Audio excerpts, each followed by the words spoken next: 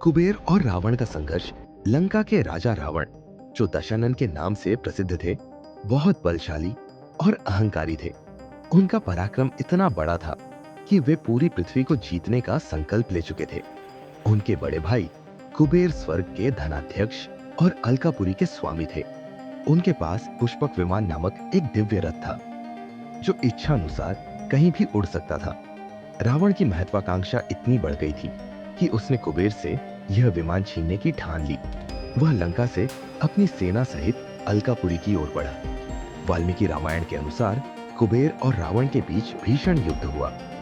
कुबेर ने अपने यक्षों की सेना को संगठित किया, लेकिन रावण का पराक्रम और उसकी मायावी शक्तियों के सामने वे टिक नहीं पाए।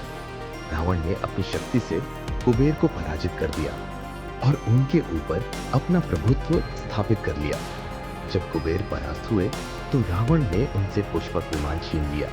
यह विमान भगवान ब्रह्मा ने कुबेर को वरदान स्वरूप दिया था, लेकिन युद्ध में पराजित होने के कारण उन्हें इसे त्यागना पड़ा। पुष्पक विमान की विशेषता यह थी कि वह बिना किसी प्रयास के उड़ सकता था और उसकी गति अद्वितीय थी।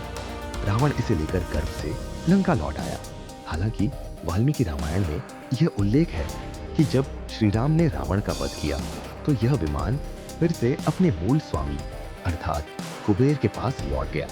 यह विमान श्री राम के अयोध्या लौटने तक उनकी सेवा में रहा और बाद में इसे कुबेर को सौंप दिया गया।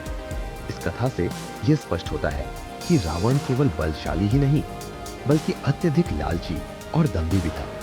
उसने अपने ही भाई के साथ युद्ध कर अपनी शक्ति का प्रदर्शन किया, लेकिन अंत में अधर्म और अहंकार का नाश निश्चित होता है और यही हमें इस कथा से सीखने को मिलता है।